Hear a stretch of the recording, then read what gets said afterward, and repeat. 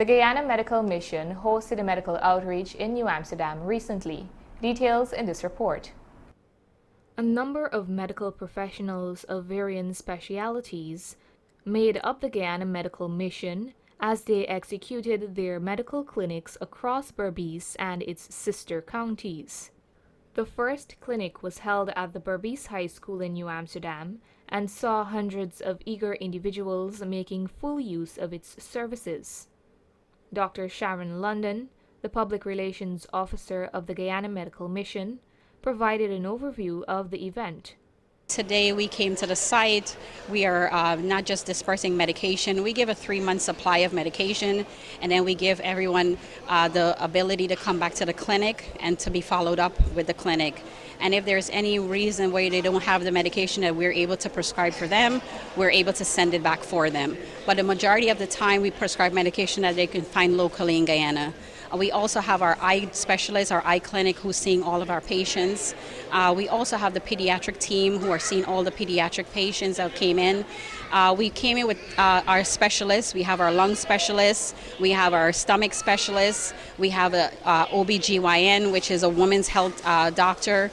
Dr. Omar Bey, who specializes in pulmonary clinic care and nutrition, attended to a number of patients during the clinic, and he was able to make this inference. Some of the common ones are wheezing and things like asthma, bronchitis, some heart problems like heart failure, meaning that the person is short of breath because their heart is not pumping efficiently, things like esophageal reflux, or where the stomach refluxes the acid up into the back of your throat, and you have stomach pain and abdominal pain. We've seen today I've seen patients with GYN problems that we referred over to the GYN specialist, and so many problems. I mean, it's an array of different diagnoses.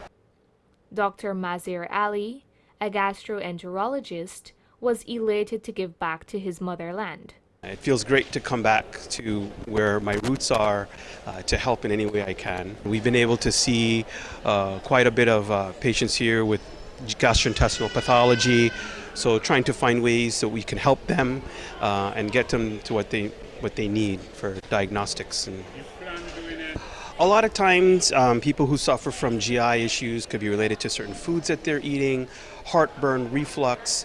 There's an infection, something called Helicobacter pylori, that can cause ulcers in the stomach, and it can be very common. So we talk about certain foods that could be triggers for this. We do have medicines that can help in treating if there may be an ulcer or symptoms of reflux. So these are some of the things that we can do.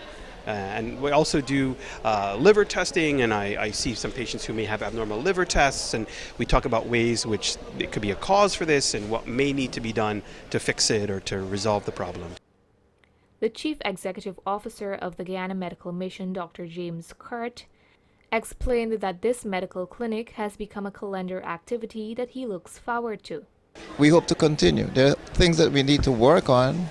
But what we say now as opposed to in the past, we don't now come to help Guyana, we come to supplement.